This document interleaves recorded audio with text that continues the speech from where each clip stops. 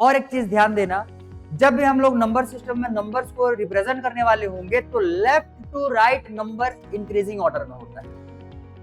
याद हो गया? लेफ्ट टू राइट जाएंगे तो नंबर जो रहेंगे ये इंक्रीजिंग ऑर्डर में रहेंगे, चाहे हम कोई सा भी नंबर सिस्टम को लिख लें। इंटीजर्स लेंगे तो सबसे छोटा नंबर, जितना नंबर्स मैंने यहाँ पे लिखा हुआ है इसमें सबसे छोटा क्या हो जाएगा -2, उससे बड़ा क्या हो जाएगा -1, उससे बड़ा क्या हो जाएगा 0। इसका मतलब 0 जो है वो नेगेटिव नंबर से बड़ा होता है। ये हम वैल्यू लेते हैं, बट एक्चुअली में पाई जो है इसको अगर कैलकुलेट किया जाए या इसका न्यूमेरिकल वैल्यू लिखा जाए तब के केस में ये टर्मिनेट होता ही नहीं है और ना ही ये रिपीट होता है। तो इस बेसिस पे पाई का जो वैल्यू होगा ये एक इरेशनल नंबर हो जाएगा। तो सबसे छोटा प्राइम नंबर क्या होता है 2, वहीं से स्टार्ट करना है हम लोगों को। तो 2 से इसको डिवाइड देंगे, चेक करेंगे कि ये डिवाइड हो रहा है कि नहीं हो रहा है। तो जाहिर सी बात है होगा, 2 3 जा 6 और 2 6 जा 12। फिर ये 2 से डिवाइड हो जाएगा, 2 1 जा 2 और 2 8 जा 16। फिर ये 2 से डिवाइड हो जाएगा, तो जब तक ये 2 से डिवाइड होगा तब तक इसको 2 से डिवाइड देना है। 2 9 जा 18। अब ये 2 से डिवाइड नहीं होगा, 2 के बाद अगला प्राइम नंबर 3, तो 3 से चेक किया जाएगा, ये हो जाएगा 3 3 जा 9, फिर ये आ जाएगा 3 1 जा 3। आ गया पूरा? ठीक, चलो तो अब हम लोग देखते हैं कि चैप्टर 1 जो है मैथ्स का, बेसिकली आज हम लोग क्लास 10th का मैथ्स स्टार्ट करने वाले हैं। ठीक है, तो इसमें से जो चैप्टर 1 होगा ये है तुम्हारा रियल नंबर्स। अब आज की क्लास में हम लोग नोट डाउन भी करते हुए चलेंगे और सारे एलिमेंट्स को प्रॉपर समझते हुए चलना। ठीक है, जहां पे जो चीज समझ में ना आए उसको क्लियर किए बिना आगे नहीं बढ़ोगे।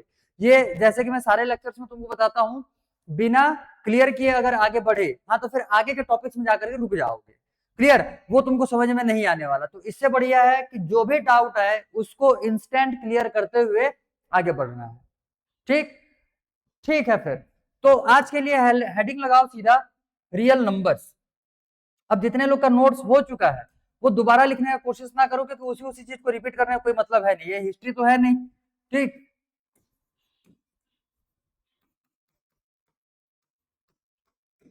Real numbers. तो बेसिकली मैथ्स में हम लोग बहुत सारे टाइप्स के डिफरेंट डिफरेंट नंबर्स के बारे में पढ़ने वाले होते हैं। मैथ्स में इनका क्लासिफिकेशन किया जाता है, जिसके बेसिस पे हम लोग इन्हीं नंबर्स को ग्रुपिंग के फॉर्म में या ग्रुप्स में डिफरेंट टाइप्स में स्टडी करते हैं। समझ में आ गया ये? तो बेसिकली ये जो नंबर्स होने वाले रहेंगे इनके बारे में तुमने क्लास 6 क्लास 7 क्लास 8 तीनों क्लासेस में कवर कर चुका है। क्लास 6 में तुम लोग का था नेचुरल नंबर, क्लास 7 आने के बाद फिर वहां पे तुम लोग को होल नंबर्स और इंटीजर्स देखने के लिए मिला हुआ था। उसके बाद में फिर जब क्लास 8 में पहुंचे थे तो वहां पे तुमको रैशनल नंबर्स देखने के लिए मिला हुआ था, और फिर क्लास 9th में जब पहुंचे हुए थे वहां पे इरेशनल नंबर से इंट्रोड्यूस हुए थे पहली बार। चैप्टर 1 में था ना वहां पे √2 √3 वाले नंबर्स को मल्टीप्लाई करना, ठीक है, ऐड करना, सब्ट्रैक्ट करना। तो वो तुम्हारे स्टेप बाय स्टेप सारे क्लासेस में तुमने 1 by 1 नंबर सिस्टम को कवर किया हुआ है। तो रिकॉल ही हमको बस इस चैप्टर में भी हम लोग को करना होगा। ठीक है, चलो ठीक है। तो बेसिकली नंबर सिस्टम में हम लोग डिफरेंट टाइप्स के क्लासिफिकेशंस देखते हैं। सबसे पहले नंबर पे जो क्लासिफिकेशन आता है इसको हम लोग बोलेंगे नेचुरल नंबर्स।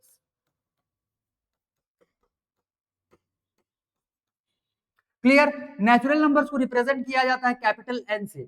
तो नेचुरल नंबर सिस्टम हम लोग किसको बोलेंगे? वो नंबर सिस्टम जो 1 से स्टार्ट हो और इंफिनिटिव तक जाए, तब हम लोग इसको बोलते हैं नेचुरल नंबर सिस्टम। तो बेसिकली 1 से लेकर के 1 2 ये तुम्हारा इंफिनिटिव तक जाने वाला होगा। क्लियर? इंफिनिटिव तक जाने वाला होगा। ऐसे ही कल बेसिक्स के क्लास में तुमको बताया ही गया था कि जीरो का इन्वेंशन जो है ये बहुत लेट फेज में हुआ है। क्लियर?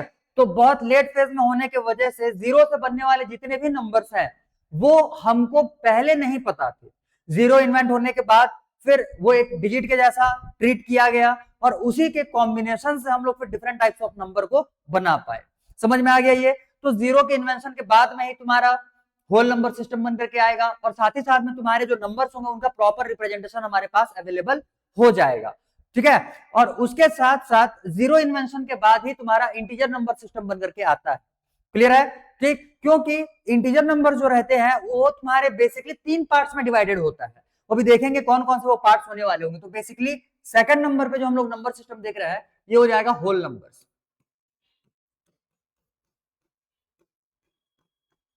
क्लियर? इसको रिप्रेजेंट किया जाता है W से। और ये जो नंबर सिस्टम होगा ये 0 से स्टार्ट होगा, 0 1 2 और ये जाएगा इंफिनिटिव तक। ये इंफिनिटिव का सिंबल होता है। क्लियर? इंफिनिटिव बोलो या अनडिफाइंड बोलो, ऐसे वैल्यूज जो डिफाइंड ही नहीं है, ठीक है, उसके लिए हम लोग ये वाले सिंबल का यूज करने वाले होंगे। तो इसके दो मीनिंग्स बेसिकली हमको इस क्लास में कवर करना है। एक तो इंफिनिटिव के लिए भी सेम साइन या सेम सिंबल, और साथ ही साथ में अनडिफाइंड वर्ड के लिए भी सेम सिंबल का यूज करने वाले हो। आगे ये समझ में, ठीक है। चलो अब नेक्स्ट, अब देखो मैं इसको थोड़ा सा स्पीड में निकाल रहा हूं क्योंकि इनके बारे में पहले भी डील किए हुए हैं। आगे देखो थर्ड नंबर सिस्टम जो हम लोग देखेंगे ये हो जाएगा इंटीजर्स।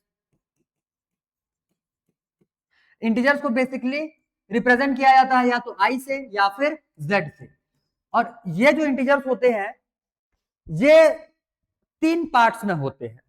क्लियर, टोटल 3 पार्ट्स में होने वाले होंगे। तो पहले तो हम लोग इंटीजर्स को ही रिप्रेजेंट कर लें, 0 1 2 और ये जाएगा इंफिनिटिव तक। इस साइड में आएंगे तो -1 -2 और ये जाएगा माइनस ऑफ इंफिनिटिव तक। ध्यान देना जब भी हम लोग इस टाइप से नंबर्स को रिप्रेजेंट करते हैं तो लेफ्ट साइड ये होता है। अब लेफ्ट और राइट भी तुमको पता होना चाहिए। लेफ्ट साइड तुम्हारा जो लेफ्ट होगा वही बोर्ड का भी लेफ्ट है, तुम्हारे कॉपी का लेफ्ट है, बुक का लेफ्ट है, सारा ठीक है। तो बेसिकली ये साइड लेफ्ट होता है, वो साइड राइट साइड होने वाला होगा। लेफ्ट साइड में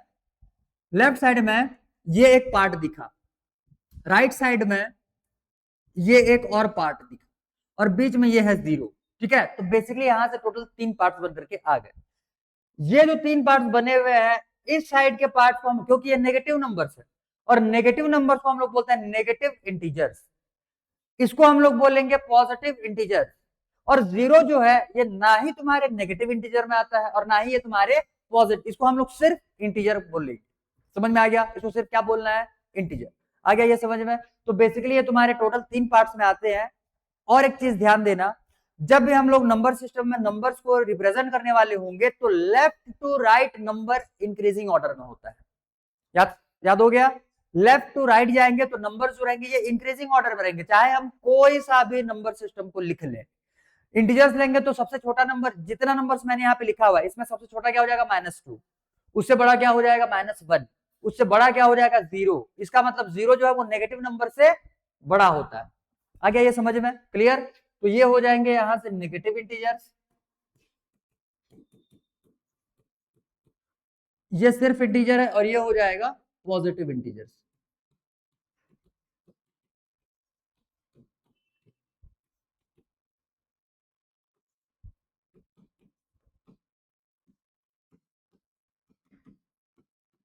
neither negative nor positive।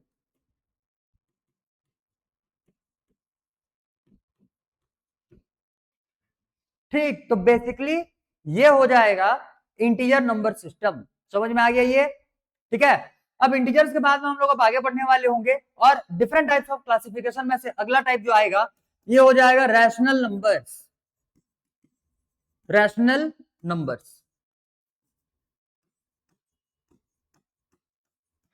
तो रैशनल नंबर्स को रिप्रेजेंट करने के लिए हम लोग कैपिटल क्यू का यूज करने वाले हैं। और रैशनल नंबर्स क्या होता है बोलेंगे तो वो सारे नंबर्स जिसको कि पी बाई क्यू के फॉर्मेट में रिप्रेजेंट किया जा सके उन सब को हम लोग क्या बोलते हैं, रैशनल नंबर्स बोलते हैं। तो बेसिकली यहां से क्या आ जाएगा, ये numbers which can be represent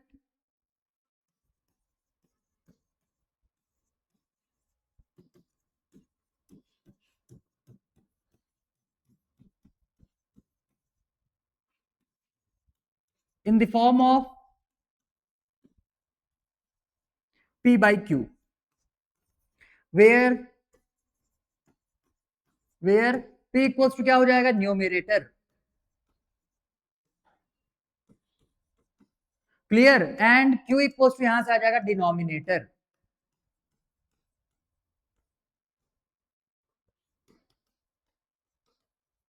आ गया ये समझ में। और एक स्पेसिफिक कंडीशन यहाँ पे यूज होने वाला होगा जिसके बेसिस पे Q should not be equal to 0, मतलब Q का वैल्यू जो है वो 0 भी नहीं होना चाहिए, क्योंकि जब भी डिनोमिनेटर में कोई 0 आ जाता है तब के केस में वो नंबर जो बन करके आएगा वो अनडिफाइंड नंबर होने वाला होता है, वो इनफाइनाइट वैल्यू को प्रोवाइड करता है।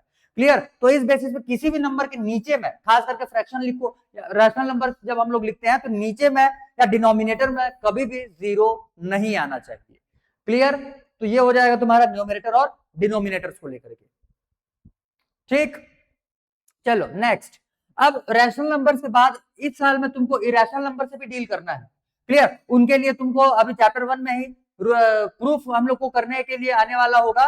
√2 is an irrational number, √3 is an irrational number. तो इसको हम लोग को बकायदा स्टेटमेंट लिखते हुए पूरा प्रूफ करना है इसका, ठीक है। इनका प्रूफ देना पड़ेगा हमको।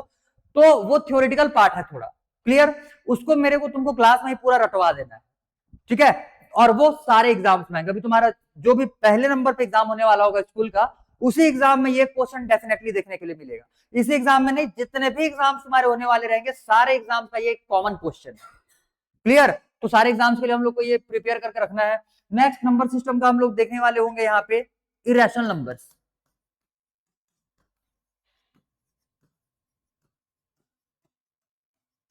क्लियर। इरेशनल नंबर्स को हम लोग क्यू सी से रिप्रेजेंट करते हैं, इसको बोला था क्यू कॉम्प्लीमेंट, ठीक है, क्यू कॉम्प्लीमेंट। अब बेसिकली वो सारे नंबर्स जो रैशनल नंबर में रिप्रेजेंट नहीं किए जा पाएंगे उनको हम बोलते हैं इरेशनल नंबर्स। अब बेसिकली इसमें कौन कौन से नंबर्स आएंगे वो भी स्टेटमेंट के फॉर्म में लिखना होगा। तो क्या आ जाएगा यहां से, numbers which cannot be represented in the form of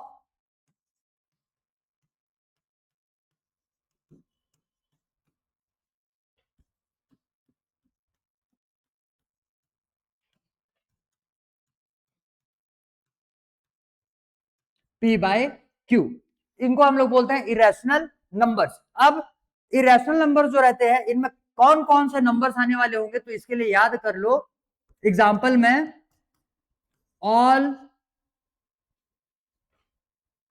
non terminating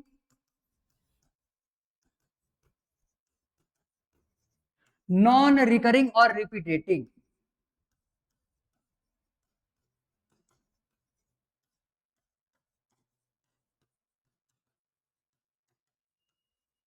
numbers,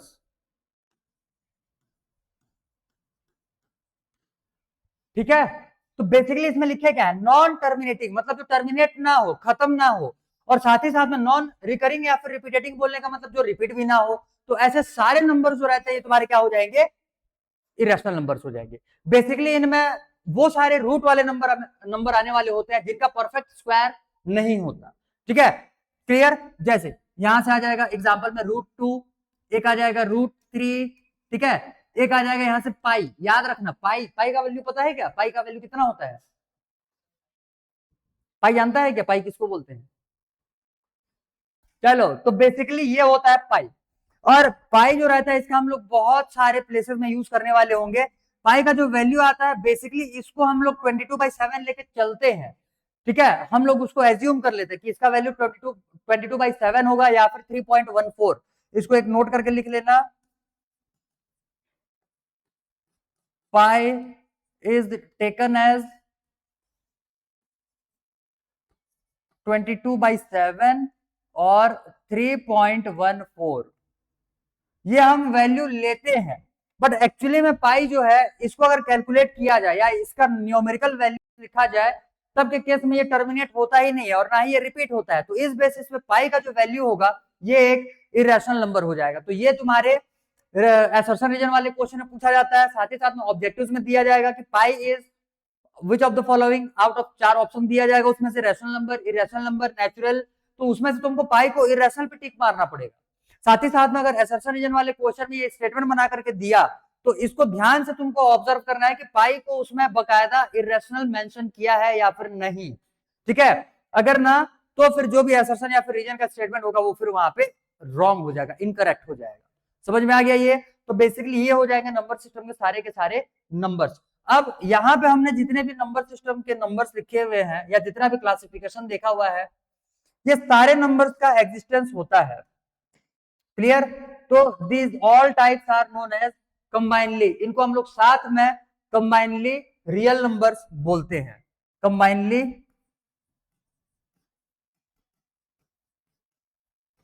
these all types are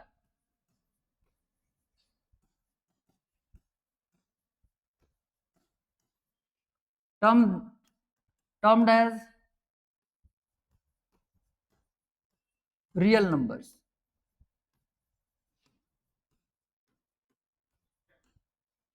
ठीक है। तो combinedly this all types are termed as real numbers. तो इन सारे नंबर्स को हम लोग क्या बोलेंगे, कंबाइनली रियल नंबर्स बोलने वाले हैं। आ गया ये समझ में, क्लियर। तो बेसिकली यही था तुम्हारा नंबर सिस्टम के सारे नंबर्स।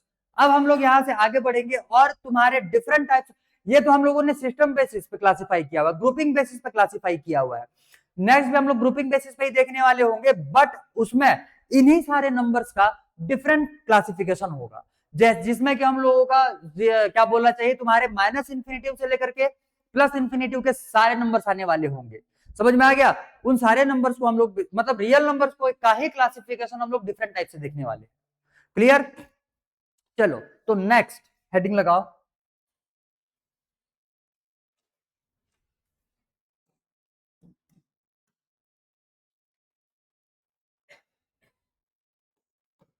अगला जो क्लासिफिकेशन हो जाएगा इसमें, पहले में हम लोग देखेंगे even and odd numbers.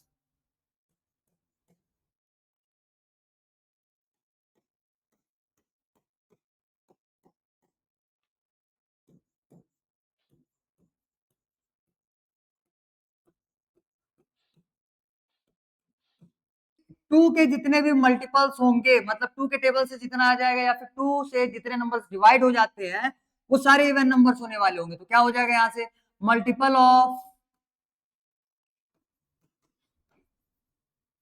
Multiples of to. ठीक है, ये क्या हो जाएंगे, एग्जाम्पल में यहां से आ जाएगा 2, 4, 6, 8, 10, ये सारे के सारे इवन नंबर्स हो जाएंगे।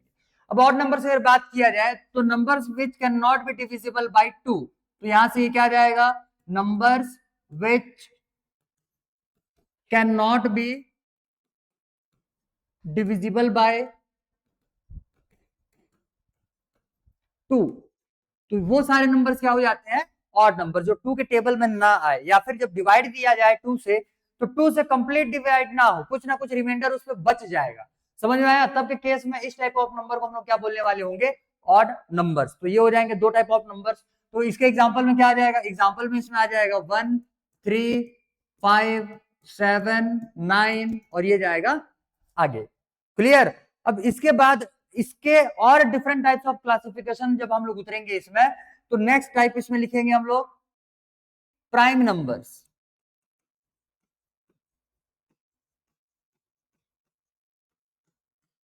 ये ऐसे नंबर्स होंगे जिनके दो ही फैक्टर्स हो। दो फैक्टर्स बोलने का मतलब वो सिर्फ और सिर्फ दो नंबर के ही टेबल में आना चाहिए, एक तो 1 के और एक खुद के, उसके अलावा और किसी के भी टेबल में नहीं आना चाहिए। तो बेसिकली प्राइम नंबर्स क्या होते हैं, numbers which have only two factors,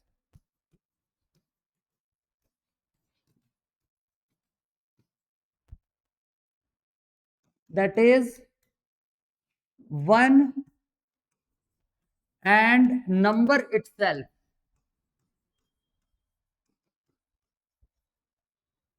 ठीक, तो ऐसे नंबर को हम लोग क्या बोलते हैं, प्राइम नंबर्स बोलते हैं। तो जैसे हम लोग देखेंगे यहां से 2, टू टू की बात किया जाए तो 2 1 के टेबल में आता है और 2 के टेबल में आता है, इसका मतलब सिर्फ दो के टेबल में आ रहा है, तो ये एक प्राइम नंबर होगा। इसके बाद में जैसे 3 की बात किया जाए तो 3 1 के टेबल में आता है और 3 के टेबल में आता है, तो ये भी एक प्राइम नंबर होगा। नेक्स्ट 4 की बात किया जाए तो 4 1 के टेबल में आता है, 2 के टेबल में आता है और 4 के टेबल में आता है, इसका मतलब एक नंबर एक्स्ट्रा हो गया, तो ये एक प्राइम नंबर नहीं होगा।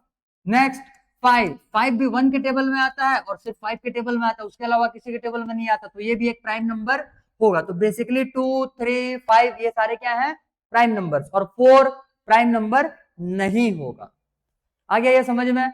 अब इसमें कुछ नोटवर्दी पॉइंट लिखने वाले हैं जो कि इंपॉर्टेंट होगा हमारे एग्जाम के पॉइंट ऑफ व्यू से, तो नोट करके लिखेंगे यहाँ पे पहले नंबर पे कि 2 जो होता है वो स्मॉलेस्ट प्राइम नंबर होता है और ओनली इवन प्राइम नंबर होता है, मतलब 2 के अलावा और कोई सा भी ऐसा नंबर नहीं दिखेगा प्राइम जो क्या हो, इवन हो। बाकी सारे प्राइम नंबर्स क्या होते हैं, ऑड होते हैं। समझ में आ गया? तो 2 is only even and smallest prime number. Clear? लिखेंगे यहां पे 2 is smallest prime number, smallest and only even prime number.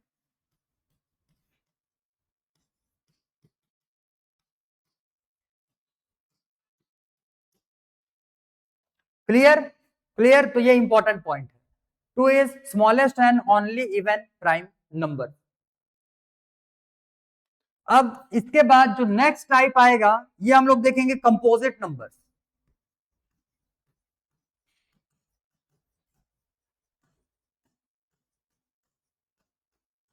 इसमें क्या आ जाएगा, वो सारे नंबर जो प्राइम नहीं होंगे वो क्या हो जाएंगे, कंपोजिट हो जाएंगे। तो basically numbers which are not prime और numbers which are not prime, that is numbers which have more than two factors.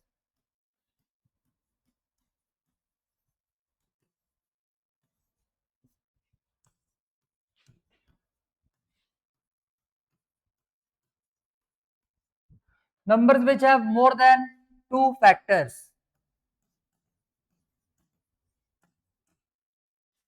Clear, इसको हम लोग बोलते हैं कंपोजिट नंबर्स। अब इसके एग्जांपल की बात किया जाए तो कंपोजिट नंबर में स्मॉलेस्ट कंपोजिट नंबर जो है वो हो जाएगा 4, क्योंकि 4 के पहले जो नंबर्स हैं 2 और 3 वो तो किस में चलेगा, प्राइम में चलेगा। तो बचा तुम लोग का 4 आएगा, यहां से 4, ये 4 तो इसमें लिख लेना स्मॉलेस्ट कंपोजिट नंबर।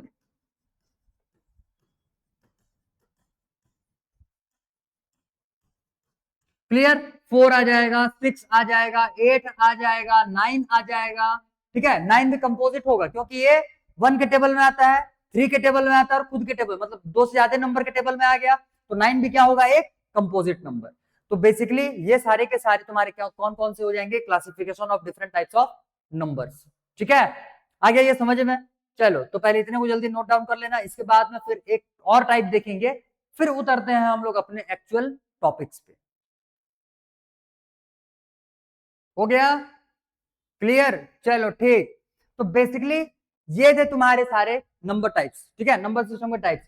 एक टाइप और बचा हुआ है जिसको क्या हम लोग बोलते हैं, को प्राइम नंबर्स। ठीक है, तो को प्राइम नंबर से एक और टाइप हम लोग देखेंगे, इसके बाद उतरेंगे अपने एक्चुअल टॉपिक्स पे। देखो नेक्स्ट जो है यहां से कितना हो गया था, ये डी ई, एक आ जाएगा को prime numbers.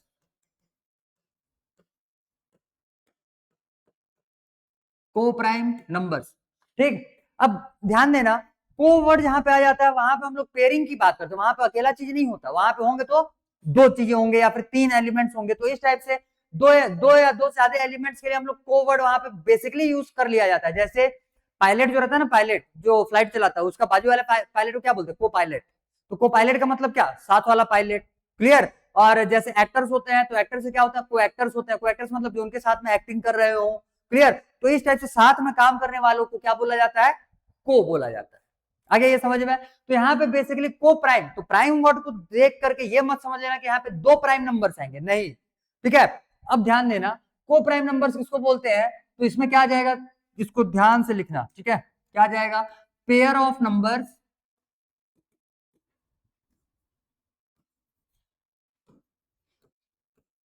Pair of numbers having only one as their common factor।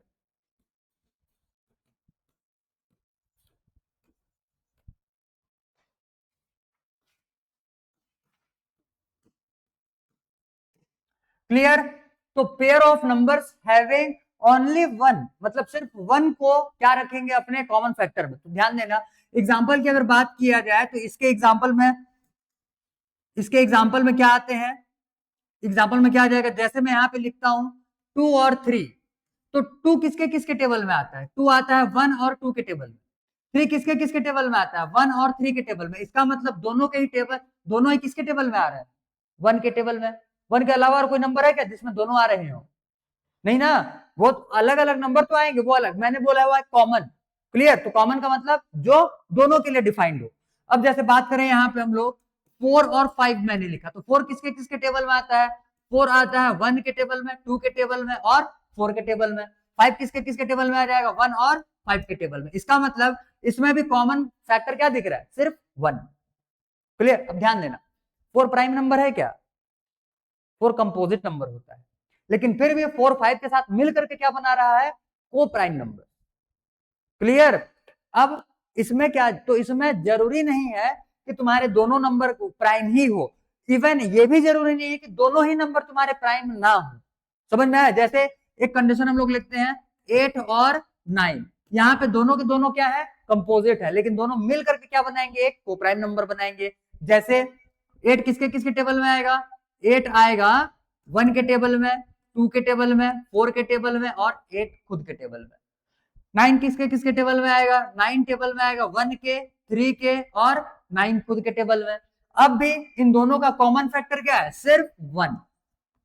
1 के अलावा कोई सा भी ऐसा नंबर नहीं है जो कि जिसके की टेबल में ये दोनों आते हों। समझ में आ गया ये? तो बेसिकली 8 और 9 भी क्या हो जाएंगे यहाँ पे, कोप्राइम नंबर्स। समझ में आया? अब इसके लिए भी एक पॉइंट नोट करने वाले होंगे, तो नोट करके लिखना है यहाँ पे,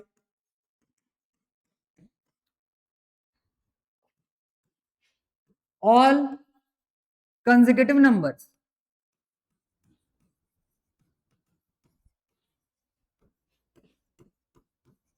आर कोप्राइम।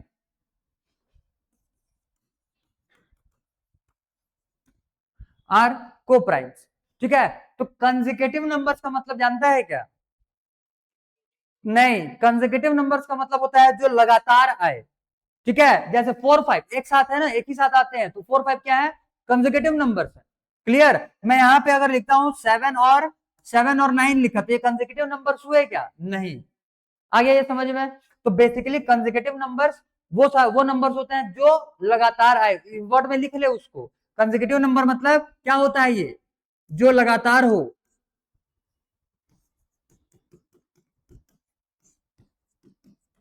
या फिर जो सीक्वेंस में हो।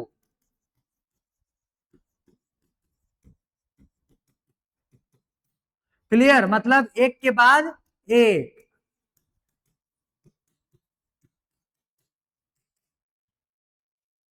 समझ में आया? एक के बाद एक, इस टाइप के नंबर्स को हम लोग क्या बोलते हैं, कंसेक्यूटिव नंबर्स बोलते हैं। क्लियर? दो कंसेक्यूटिव का पेयर बोलेगा तो दो आगे पीछे वाले नंबर लेना है, तीन कंसेक्यूटिव का पेयर बोलेगा तो तीन आगे पीछे का नंबर लेना है, ठीक है? क्योंकि अभी इनका यूज हम लोग करने वाले होंगे क्वेश्चन सॉल्व करने के लिए, तो ये सारे टर्म्स जो है ये तुमको क्लियर रहने चाहिए। क्लियर? चलो भाई ठीक है, तो ये हो जाएंगे तुम्हारे क्या क्या, सारे टाइप्स ऑफ नंबर्स। इतने में कोई डाउट? सारा समझ में आ गया? याद हो गया सारा नंबर है? चलो ठीक है। तो बेसिकली ये सारे नंबर तुम्हारे दिमाग में ऑल टाइम्स होने चाहिए, ऑल टाइम्स, मतलब ये उतारना ही नहीं है दिमाग से। क्लियर? अब यहां से आगे बढ़ते हुए हम लोग देखते हैं कि इस चैप्टर में बेसिकली रियल नंबर्स वाले चैप्टर में हमको कवर क्या क्या करना है। तो ध्यान देना, इस चैप्टर में बेसिकली ज्यादा बहुत कुछ है नहीं, ठीक है?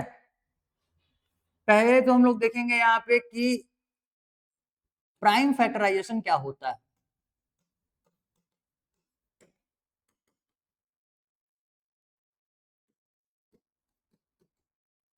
क्लियर? इसका मतलब बेसिकली हम लोग फैक्टराइजेशन की बात करने वाले हैं। सेकेंडली इस पे हम लोग देखने वाले होंगे एलसीएम एंड एचसीएफ,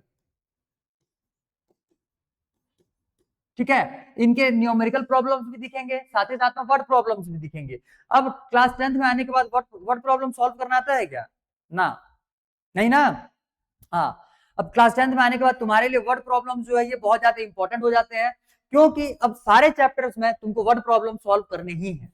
तो वर्ड प्रॉब्लम जिसको नहीं आएगा उसका मैथ वैसे भी डब्बा होने वाला होगा। क्लियर? तो वर्ड प्रॉब्लम पे थोड़ा सा फोकस करेंगे हम लोग इस बार। एलसीएम और एचसीएफ निकालने वाले रहेंगे, इसमें तुम्हारे न्यूमेरिकल्स भी रहने वाले होंगे, मतलब न्यूमेरिकल वैल्यूज वाले प्रॉब्लम, और साथ ही साथ में वर्ड प्रॉब्लम भी देखने के लिए मिलेगा। इसके अलावा थर्ड नंबर पे हम लोग देखेंगे proof of irrationality. Proof of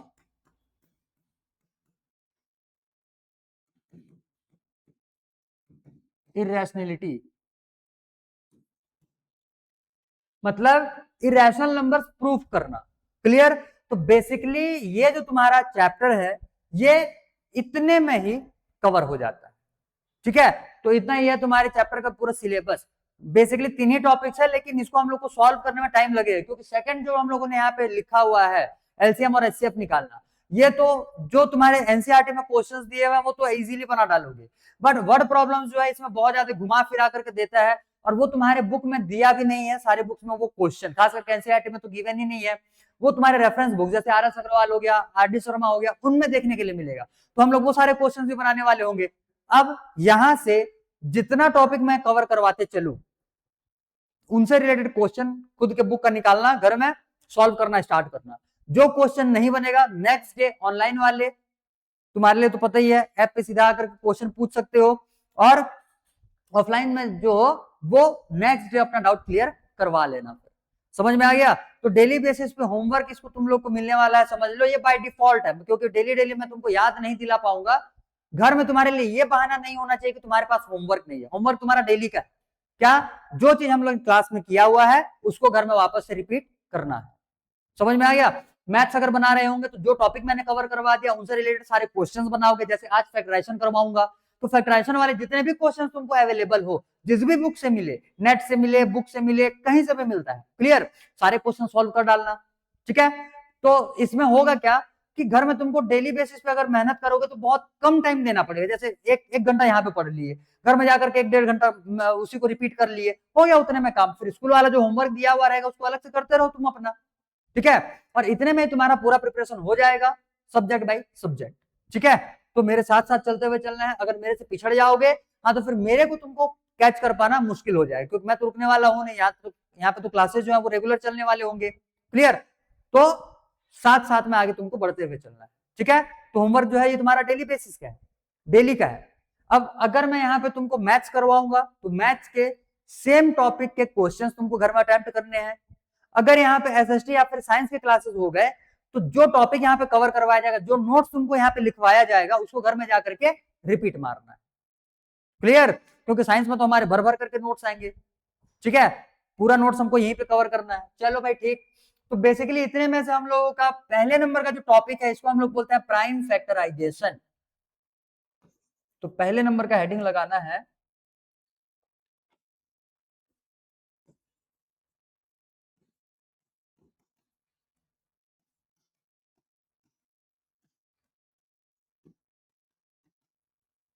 prime factorisation.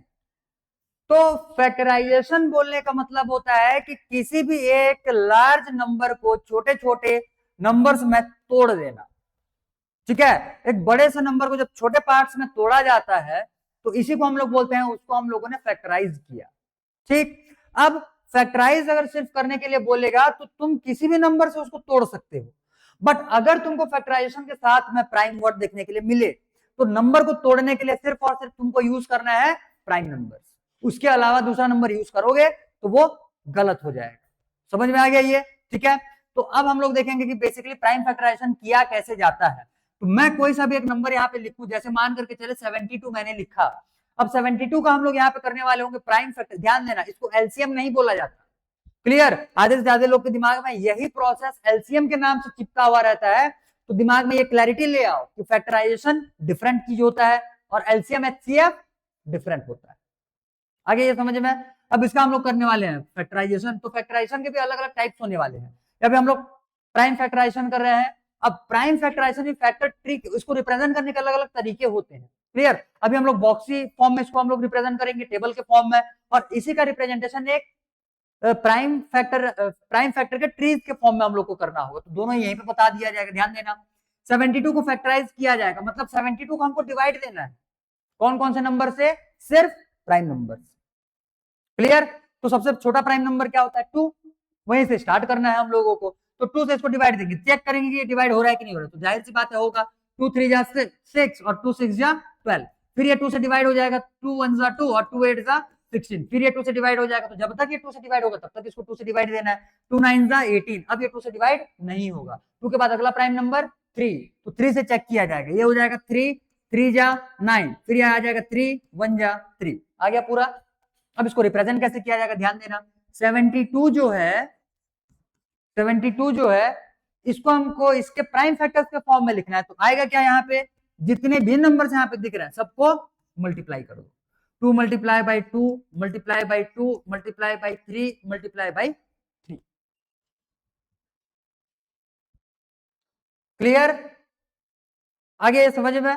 अब अगर एग्जाम में बोलेगा कि फैक्टर ट्री बनाओ, ठीक है। अगर तुमको बोलता है कि प्राइम फैक्टराइजेशन निकालो तो इस टाइप से बता देना। एग्जाम में अगर बोलेगा कि फैक्टर ट्री बनाओ तो फैक्टर ट्री इसके कैसे बनाया जाएगा, इसके लिए हम लोग बनाएंगे फैक्टर ट्री। तो फैक्टर ट्री बेसिकली 72 इसको गोला लगा दिए। अब किससे इसको डिवाइड दिया जाएगा, इसको हम लोगों ने सबसे पहले डिवाइड दिया हुआ है 2 से। तो 2 से जब डिवाइड देंगे तो इसका आंसर को लिखते चलना है इस साइड में, कितना आ जाएगा ये 36। समझ में आ गया। फिर 36 को किससे डिवाइड दिया गया, फिर इसको 2 से डिवाइड दिया गया। तो बेसिकली इसका आंसर कितना हो जाएगा यहाँ से 18। फिर 18 को किससे डिवाइड दिया गया, इसको फिर 2 से डिवाइड दिया गया, इसका आंसर कितना हो जाएगा 9। 9 को किससे डिवाइड दिया गया, 3 से डिवाइड दिया गया, इसका आंसर कितना हो जाएगा 3। फिर 3 को किससे डिवाइड दिया गया, 3 से डिवाइड दिया गया, इसका कितना बच जाएगा 1। तो ये बन करके आ गया क्या चीज, फैक्टर ट्री। समझ में आया। इसमें इस साइड में जितने भी नंबर आएंगे इन सबका प्रोडक्ट निकाल देना, तो यही सारे क्या हो जाएंगे, ऐसे लिखेंगे फिर इसको। तो चाहे फैक्टराइज ऐसे करो चाहे फैक्टराइज ऐसे करो, दोनों में ही तुम्हारा रिजल्ट जो होगा उसको लिखने का तरीका ये है। समझ में आया, रिजल्ट लिखने का तरीका ये है, दोनों के लिए बन जाएगा। अब तो आता है कि नहीं आता फैक्टराइज करना, आ जाता है, ठीक है। चलो तो नंबर लिखना 5005 5005 5005 फैक्टराइज करना है। चलो चलो जल्दी, जितने लोग रिकॉर्डेड देख रहे हो वीडियो पॉज कर लो यहीं पे, क्योंकि ये थोड़ा सा अभी कट आउट हो जाएगा। जितना जितना टाइम हम लोग सॉल्व के लिए मैं यहाँ पे क्लास में दूंगा उतना टाइम तुम्हारा कट आउट हो जाएगा वहां से, तो वीडियो पॉज कर लो और इसको सॉल्व करो। चलो तो बेसिकली 5005 को हमको फैक्टराइज करना पड़ेगा यहाँ से। ये 2 के टेबल में नहीं आएगा, 3 के टेबल में नहीं आएगा, सीधा आएगा 5 के टेबल में। तो 5 1 जा 5, फिर 5 0 जा 0, फिर 5 0 जा 0, फिर 5 1 जा 5। अब जो है ये नंबर सीधा 11 के टेबल में आएगा। तो 11 के टेबल में हम लोग इसको डिवाइड करते हैं तो ये क्या आ जाएगा 11 9 जा 99। क्लियर, 1 बचेगा, 11 1 जा 11।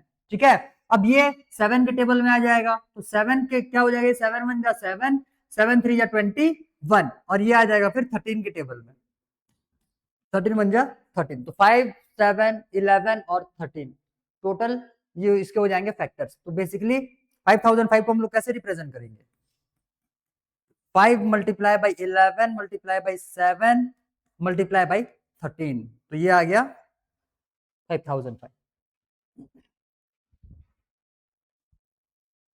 आया क्या समझ में। तो अब हम लोग देखते हैं यहां से आगे के क्वेश्चंस। ठीक है, वेट।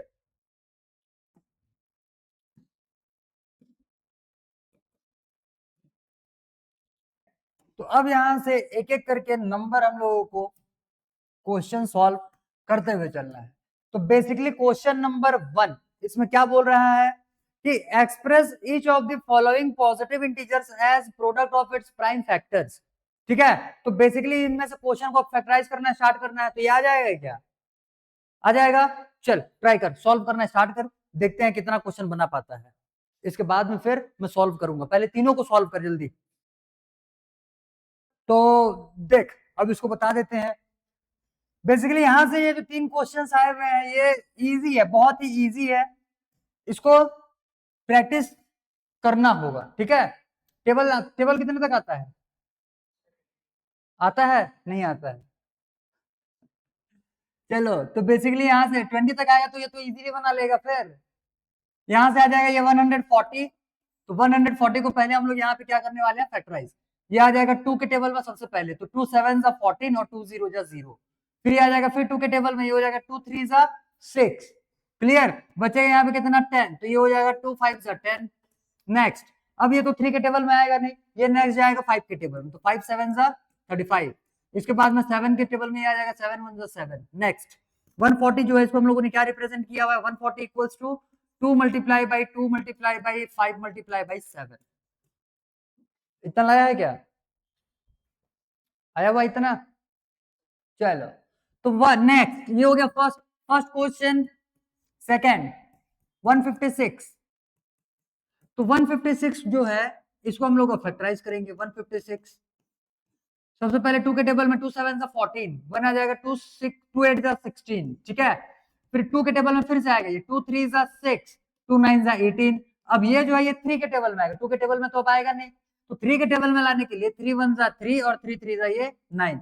अब ये जो 13 है ये अपने आप में प्राइम नंबर है, ठीक है, तो ये और किसी के टेबल में नहीं आता, और 1 के टेबल में तो हम लोग लेते नहीं है, तो ये अब सीधा किसके टेबल में आ जाएगा, 13 के टेबल में। 13 1 जा 13, तो 156 को हम लोग क्या लिख पाएंगे, 2 multiply by 2 multiply by 3 multiply by 13। कितना लाया था, कहां कहां पे मिस्टेक किया था, 39 से, ठीक है। नेक्स्ट नेक्स्ट क्वेश्चन जो है वो यहाँ पे दिया हुआ है 234, 234। तो 234 का वैल्यू जो है ये 2 से डिवाइड होगा, तो 2 1 जा 2, फिर ये आ जाएगा 2 1 जा 2, फिर 2 7 जा 14, ठीक। नेक्स्ट ये जो नंबर है ये 3 के टेबल में आएगा, 3 के टेबल में, 3 3 जा 9 और 3 9 जा 27, और 39 का हम लोगों ने इधर भी देखा हुआ है, तो अब इसको आगे कर लो, 3 1 जा 3 और 3 3 जा 9, फिर ये जो है ये हो जाएगा 13 1 जा 13। नेक्स्ट 234 जो है इसको हम लोगों ने रिप्रेजेंट किया हुआ है 2 multiply by 3 multiply by 3 multiply by 13। Clear, आ गया ये समझ में। चल इसमें से फर्स्ट क्वेश्चन को भी यहीं पे सॉल्व करना है, सेकंड क्वेश्चन मैंने बता दिया, थर्ड क्वेश्चन घर के लिए होमवर्क में चला जाएगा, ठीक है। चल तो मैं फर्स्ट वाले को सॉल्व करता हूँ, यहाँ पे एक बार मैच कर लेना आंसर, ठीक है, और ये तीनों क्वेश्चन लिख ले, वो तो सॉल्व किया 5005, थर्ड को लिख ले क्वेश्चन को ही, ठीक है। तो अब यहां से हम लोग देख रहे हैं इसका प्राइम फैक्टराइजेशन फॉर 3825, चेक करना।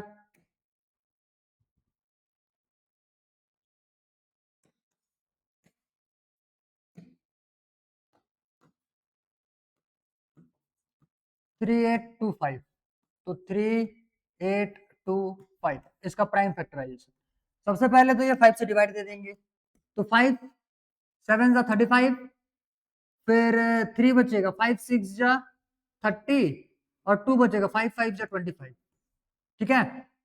फिर यहाँ से ये फिर से 5 से डिवाइड हुआ, तो ये 5 1 जा 5, यहाँ से आ जाएगा ये 2, 5 5 जा 25, 5 3 जा 15, 153 आया हुआ है, क्लियर।